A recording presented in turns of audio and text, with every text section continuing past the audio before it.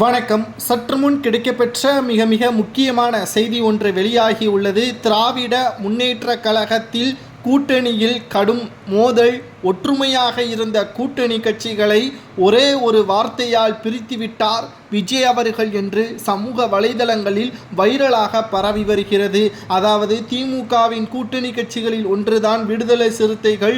அதில் பொதுச் செயலாளராக இருக்கக்கூடிய ஆதவ் அர்ஜுனா என்பவர் நேற்று அம்பேத்கர் நூல் வெளியீட்டு விழாவில் தமிழகத்தில் மன்னராட்சி தான் நடைபெறுகிறது என்றும், பிறக்கும் பொழுதே ஒருவர் முதல்வராக எப்படி பொறுப்பேற்க முடியும் என்றும் சரமாரியான கேள்விகளை பேசி விஜய் அவர்களுக்கு ஆதரவாக நின்றுள்ளார். மேலும் திமுகவை எதிர்க்கக்கூடியவர்கள் எதிர்க்கட்சியாக இருக்கலாம், ஆனால் கூட்டணியில் இருக்கக்கூடியவர்களை எதிர்க்கக்கூடிய வகையில் அமைந்திருப்பதால் திருமாவளவனுக்கு அதிக அழுத்தமும் தற்பொழுது ஸ்டாலின் மற்றும் உதயநிதி திமுகவின் முக்கிய அமைச்சர்களும் நெருக்கடிகளை கொடுத்துள்ளார்கள்.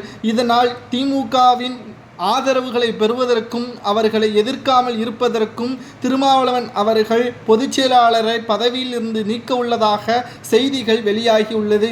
இதை பற்றி ஆதவ் அர்ஜுனா அவர்களும் ஒரு அறிக்கை ஒன்றை வெளியிட்டுள்ளார். அதாவது விடுதலை சிறுத்தையில் இருந்து திருமாவளவனால் விலக்கப்படலாம் என கூறப்படும் நிலையில் அவரை கட்சியிலிருந்து விலகி விஜயின் தாவேக்காவில் இணைய இருப்பதாக தகவல்களும் வெளியாகியுள்ளது. இதற்குத்தானே ஆசைப்பட்டாய் பாலகுமாரா என்பதற்கேற்பதான் விடுதலை சிறுத்தை கட்சியின் துணை பொதுச் செயலாளரும் வாய்ஸ் ஆஃப் காமன் அமைப்பின் நிறுவனருமான ஆதவ் அர்ஜுனாவின் செயல்பாடுகள் இந்திய அளவில் மிகப்பெரிய அளவிலான மாற்றத்தை ஏற்படுத்துமா? அதாவது பிரபல தொழிலதிபர்களில் ஒருவர்தான் லாட்டரி அதிபர் மார்ட்டின் உறவினராக ஆதவ் அர்ஜுனா அவர்கள் இருக்கிறார். தேர்தலின் பொழுது பல கோடிகள் திமுகவிடம் இருந்து நிதியாக பெற்றுக்கொண்டு தேர்தலை திமுக நடத்தியதும் குறிப்பிடத்தக்கது.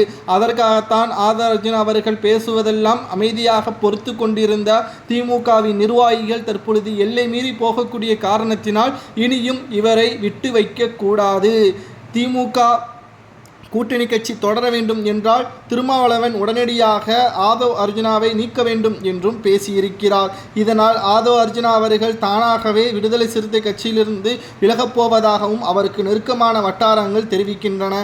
நிச்சயமாக எதிர்காலம் விஜய் அவர்கள் கையால் தான் மாறப்போகிறது என்பதை உணர்ந்து கொண்ட ஆதவ் அர்ஜுனா அவர்கள் இனி தேர்தலில் ஒத்த ரூபாய் கூட எனது மாமனார் மார்ட்டின் லூதர் அவர்கள் கொடுக்க மாட்டார் என்றும் தற்பொழுது தெரிவித்திருப்பதும் அதிர்ச்சியை திமுகவிற்கு ஏற்படுத்தியிருக்கிறது.